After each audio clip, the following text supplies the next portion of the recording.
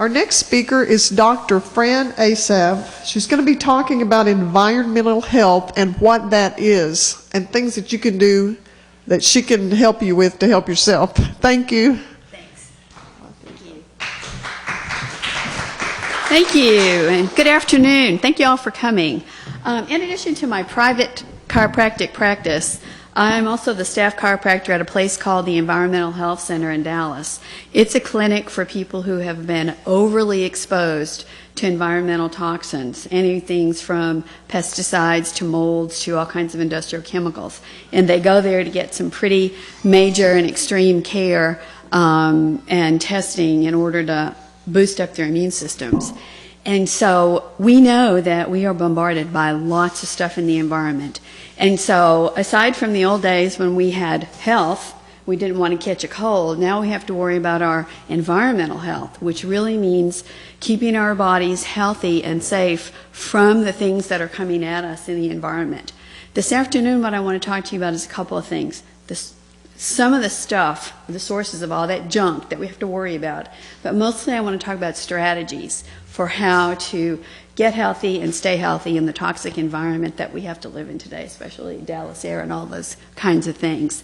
So let me just get started, first of all, with what are some of the big players, the really serious things that we really need to be concerned about as far as things coming into our bodies. Number one, heavy metals. I mean, I know you've heard of all these things. I'm just going to kind of run through the list kind of quickly, and then we'll go to strategies. Heavy metals, where do they come from? Auto exhaust, industrial emissions. Some of them come from inside our mouth if we've had mercury fillings in our teeth for years. Sometimes we get them in vaccinations or even in medicines, and they're very hard for the body to handle. They're not good to have in our bodies. Pesticides. These are probably one of the pervasive bad chemicals everywhere because people use them from in their yards for their fire ants. Some people even have them in their homes. A lot of people from Raid all the way to having your friendly neighborhood pesticide guy come in every 6 weeks and spray inside your house. The half-life for pesticides is more than 50 years. They just don't biodegrade.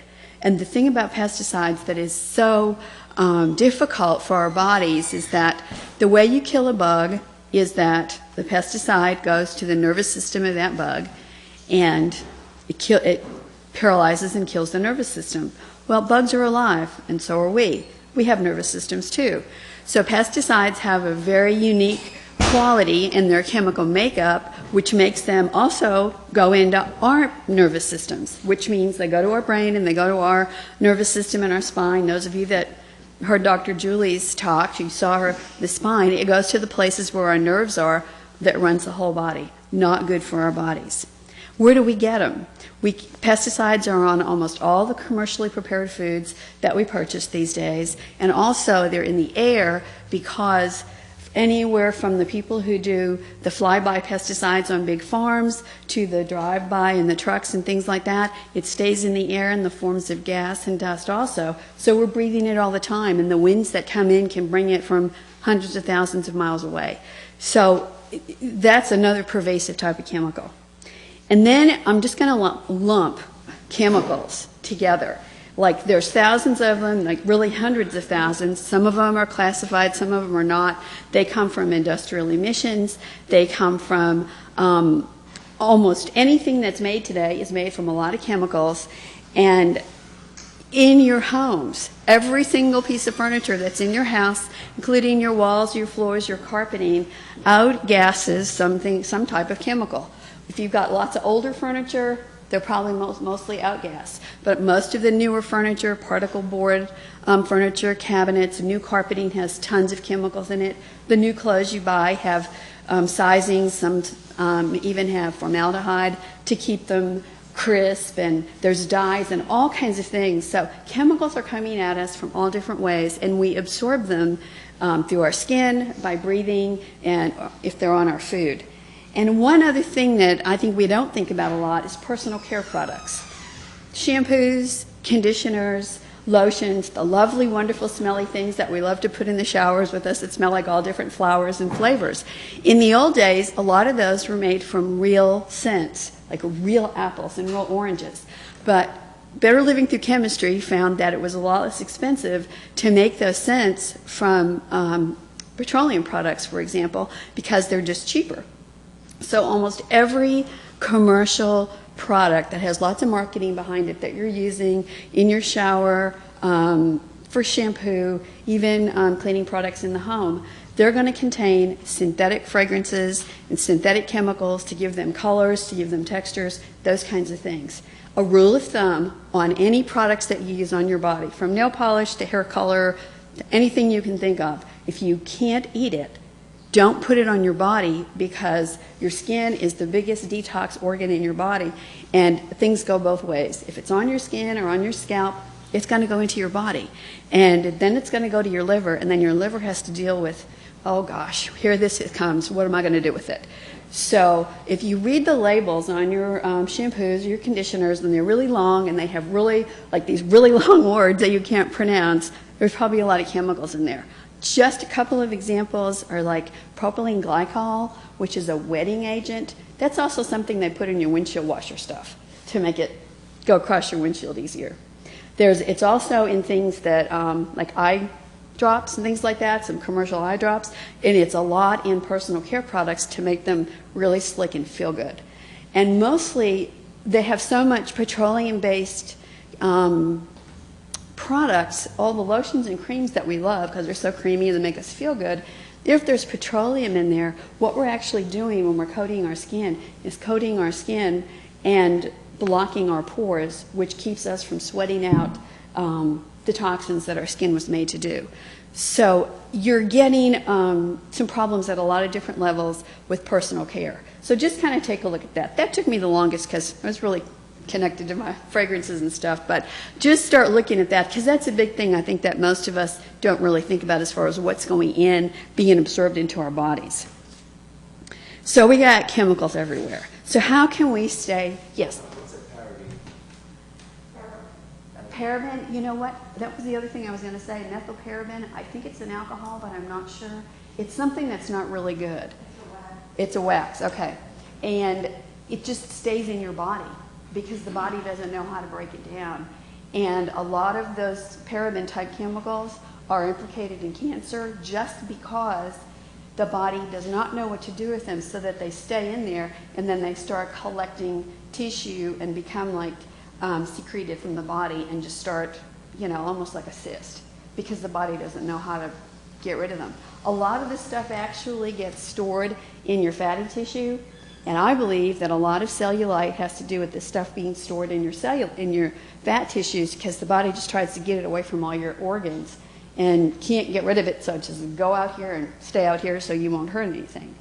So a lot of detox really can actually even change the shape of your body. It can definitely help you lose fluids, because fluids, the body will keep a lot of fluid in order to keep this stuff in solution, to keep it from being even more dangerous to the body than it is. So good question, thank you. That was actually right on there. You read my notes. So how do we stay healthy? And how is it possible to not get all this stuff in our bodies? Well, we got to breathe the air, we've got to eat food. But we can do things that can, number one, either eliminate some things like pesticides on foods, or try to decrease as much as possible taking in. Because if you want to clean anything, first of all, you decrease the amount of whatever it is that's coming in, and then you find ways to clean out the rest of it, whether you're sweeping your floor or whether you clean out your body. So first, if we eliminate the sources, that's a big one. But one note about our bodies, first of all, and Dr. Royal, if you heard her, she's always a great intro for me. She talks about the body all the time and how smart it is, and she seems to just know what we're going to talk about here. The body is really smart, and if you look at it almost like a machine, it has two major functions: digestion and detox. And, through all the years, millions of years we've been on the planet, the body has realized it has to know how to digest food really well so that it can have fuel and it can have parts to rebuild itself, because that's what food does for our bodies.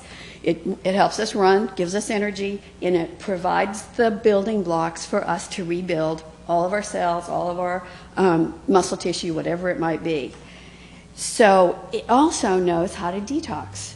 Because in the process of being fueled and also in creating all these new repairing parts, the body creates waste, things that need to be eliminated. So we have very well-developed detox pathways in our bodies. But these days, we all feel so toxic, we forget that the body really knows how to do that. It does know how to do it, but what happens is when you got all this other sludgy stuff coming in that the body has not been programmed evolutionarily because it's never been there before, it doesn't know how to move that stuff. And it's a little bit like a New York City garbage strike. You know, you put your trash out and then, okay, the truck doesn't come, so you got a little trash. And then the more the truck doesn't come, the more the trash builds up. And the body's kind of the same way. Once the detox pathways start getting gunked up, everything starts getting backed up. And that's the thing that really depresses your immune system, because then it's got all this stuff floating around in your body, not knowing how to deal with it, and it all looks like invaders. And it is an invader because it's not good for your body. The immune system gets very confused, and eventually it gets tired enough sometimes that it just gives up and crashes, and then you start becoming sensitive to everything. And that's when you really start having a problem. So we don't want to go to those problems. So how do we do this? First of all, elimination.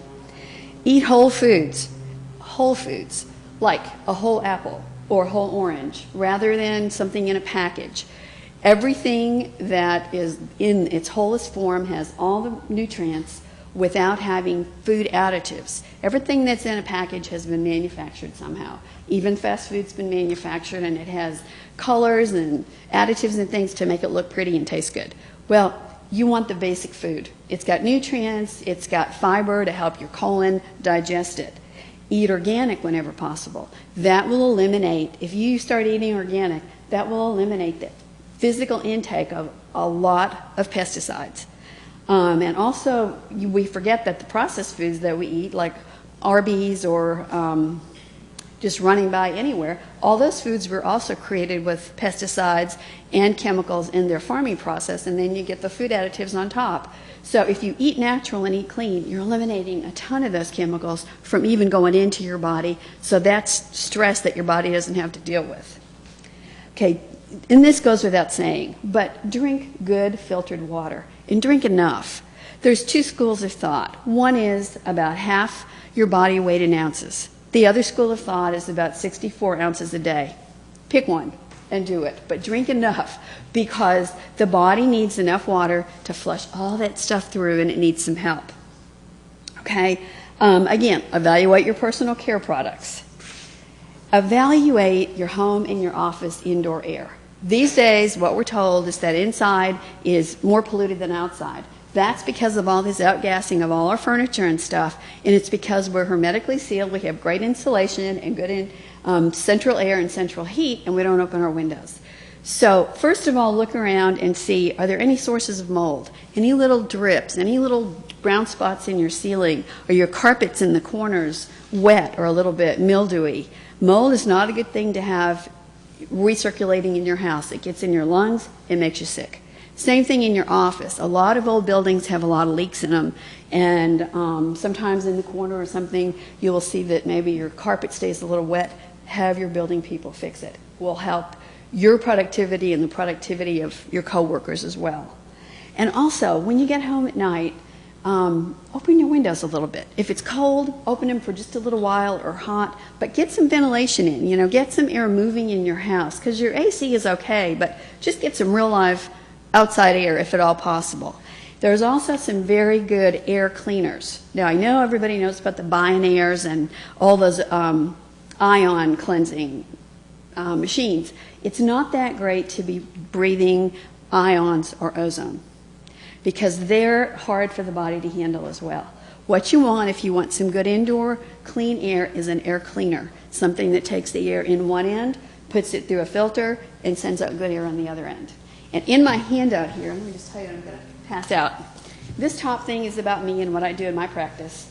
And this is about the Environmental Health Center, and there's a little card here. They have a great little store. It's called their foundation. They've got great books, products, even clothing, all natural. So if you're looking for some alternatives to the things I'm talking about, take a look at this. I'll hand these out before we go. they have these air cleaners also. I've got one in my office, I've got one in my house. Really makes a big difference. Okay, what else? I want to get through so we can some extra time here. Okay, what should we do about heavy metals? Heavy metals are a hard thing for the body to get rid of. But for many years, there's existed something called chelation. You've probably heard of that, IV chelation. There's also now oral chelation.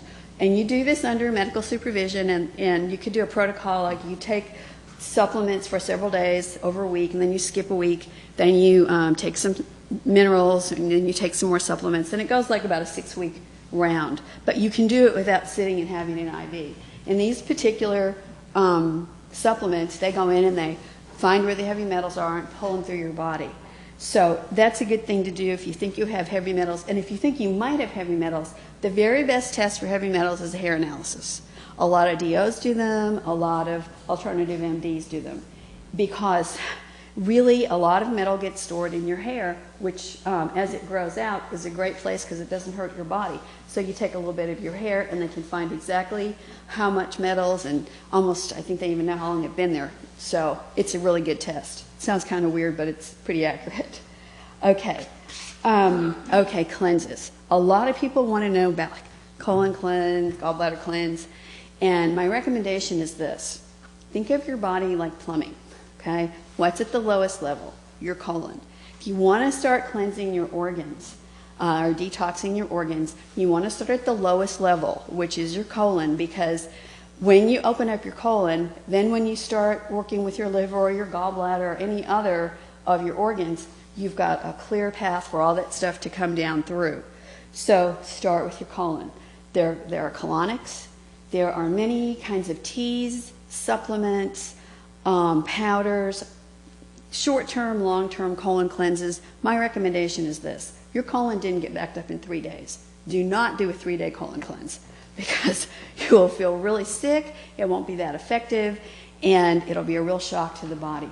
What you want to do is something extremely gentle, maybe 3 months. You know, take enough supplements where you just do something very, very gentle over a 3-month period to start things clearing out. Because once you start pulling toxins out of tissues, you get that dull detox headache, the body gets a little overloaded because you're dealing with more stuff coming through. So whatever you do, do it moderately and do it gently, and be sure to drink lots of water while you're doing it.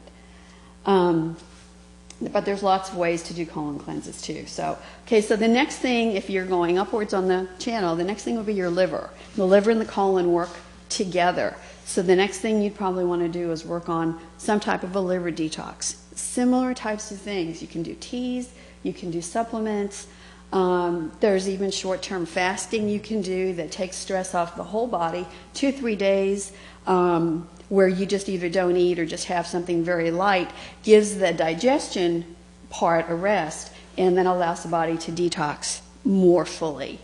And then when you get up to that gallbladder cleanse, and you know there's that famous 3-day gallbladder cleanse where you drink the olive oil and all that stuff. I don't recommend you do that unless you cleaned your colon and cleaned your liver, because otherwise it won't be as effective and it'll probably be pretty hard on your body. But yes? What if you don't have a gallbladder? If it's been taken out? Well, you still, I wouldn't do a gallbladder cleanse as such, but I would work with your liver, because I have a belief that even though you don't have a gallbladder, there's still, the chemicals are still there, and there's still a function that sometimes the other organs like the liver and the stomach jump in and they take up some of the slack. So I would still want to do a colon cleanse and a liver cleanse. The body, the liver tends to still secrete some bile. Yes. The gallbladder is not the only organ that makes bile. Well, the liver, it gets made in the liver and dumped in the gallbladder, so you're still getting bile. You're still getting bile, Right. so you need to make sure that you cleanse the liver. Thank you. Yeah. Does the gallbladder, like, once you have gallbladder disease or Gallstones. Does it come back? I mean, can you rejuvenate it stuff? Yeah. It hasn't gone too far? Yes, it can. And yeah, and that's a really important question. If you have gallstones, you know, if you're able to do the gallbladder cleanse, you could do it like once every month, for example, until you're cleared out. And then you start changing your lifestyle. And yes, your gallbladder will function better. If it's like you said, if it's not too far gone. At some point, sometimes it's actually better for your body to have it removed if it's diseased, because then you're going to take that diseased portion out of there and the rest of your body can be stronger. How do you know if that's the case? You see a doctor. Yeah, they can tell, yeah, how far it's gone. And you'll know because you won't feel really well. But yeah, that would be medical attention. Okay, other ways to detox would be like dry sauna, especially also with infrared, which helps, not only the dry sauna helps you sweat, but the infrared goes into your body about an inch or an inch and a half and helps pull toxins out of your organs. Epsom salts baths, if you can't get to a sauna. Epsom salts baths, 10 or 15 minutes in, comfortable water. Epsom salts with baking soda or one or the other. That's a great way to detox. Also to break up some of that petroleum stuff that's in your pores. Dry brushing to support your lymph. Anybody know what dry brushing is? Okay. It's very simple, something you can do yourself. If you go to Whole Foods, they have a little area. They have dry brushes with natural bristles. They're really soft. And what you do is you gently, this isn't exfoliating. You don't want to scrub, because you just do very gently, because your lymph vessels are right under the skin. You just brush very gently all the way towards the heart. From your feet up your legs, all the way, everywhere you're brushing, it's up towards the heart, because around in this area is where all the lymph gets dumped to be disposed of through the body. And that will help your lymph. Also jump in on a rebounder. But all these things, you want to start slow so that you don't overload your body by pulling this out. One of those little rebounder things, start 1 or 2 minutes and then work your way up from there. Great for lymph. I'm sorry, absolutely. Yes, yep. And body work. Any kind of massage, CranioSacral Therapy, which is what I do at the Environmental Health Center, is very detoxifying. It relaxes the muscles, relaxes the fascia under the muscles, and craniosacral gets to the cranial bones and the whole nervous system and helps pull the toxins out of that system. So anything that gets the circulation moving, plus gentle exercise, moving, walking. Yes, ma'am? Well, good question. You have to pick the kind of massage for you. If you have a lot of pain, if you have fibromyalgia, you want to have somebody start pretty gentle. Okay, so you don't want to have somebody go in and do a deep tissue, because sometimes maybe it takes 1 or 2 times to find out what's not good for you. But so that's why I would say start moderately. Have somebody do Swedish. Start with Swedish, which is really gentle, and then have them go in a little deeper, because even a good massage can be really detoxifying, and you can feel worse afterwards, like a truck hit you, when all of those toxins start being pulled into your circulation. Be sure you drink a lot of water before and after your massage, whatever it is. Also. Should have been beneficial. Is there any massage that's not beneficial? Same answer. Okay. Yeah. Yeah, and it just depends on you. Every person's body is different. And all of these therapies that I'm talking about, you may not be able to do a full-blown colon cleanse because for whatever reason, you may be too toxic. But you may be able to take, start one big thing I forgot, and that is greens. Okay, your colon, your liver, and those organs, especially the liver, the best thing you can do for them is eat dark green leafy vegetables. It's like medicine and food all in one for those organs, and it helps your colon. They have minerals in them, it just supports and feeds them. So if you just started eating more greens, it'd be better for your body. And don't forget your basic supplements. A vitamin mineral supplement to give you your vitamins, a mineral supplement to support your detox, and also we burn up minerals with stress. Antioxidants, your vitamin C, A, C, E, and selenium are antioxidants. And also magnesium is an excellent vitamin if your colon's a little bit sluggish. Magnesium is great because it relaxes your muscles. You might have it before you go to sleep. It's calming. And also it's great for detox. So those are just some tips. But the bottom line is this. Yes, we're exposed to toxins. No, we're not going to run away and hide in a bubble. So we can actually get healthier by eliminating as much as possible and then getting the stuff out, the crud out of our bodies as much as possible. But I think there's even a bigger picture to think about, and that is, when we talk about things like this, we can feel scared or we can feel victimized and go, oh my God, what's going to happen to us? I think we need to feel empowered. We're all intelligent people. We have many, many ways where we can change our lifestyles, and we have great potential to be as healthy as we want to be, no matter what our environment is. Thanks. So we can feel empowered to make any kind of changes we need to make. And, you know, my final word is pick one thing or pick two things. Just start simple, because every little bit that you do is going to be of benefit to your body. It will take some stress off your body. So just start with moderation, be positive, and feel empowered. Thanks. Yes, ma'am. What's the best kind of detox tea? Oh my gosh, you will just have to go to Whole Foods and look. I mean, start looking and start kind of reading them, and just use your intuition. A lot has to do with thinking about yourself. If you want to start really slow, find something that, and I also use muscle testing and test every single thing before I have my patients use it. I will muscle test it on them. And I'll ask them if they don't know how to do that. Just put it up against your body and see if your body feels like it goes, yeah, or no, it doesn't feel so good. I mean, that's how you can start using your intuition. Other questions? Yes. What's the appropriate relative timing interval? What is your gallbladder? What space should you be between, say, the colon and the liver beforehand? Well, I would say do the colon, for example, work on your colon, maybe a 3-month process, see how you feel. And then when you feel, again, this is very intuitive, this is where you start listening to your own body.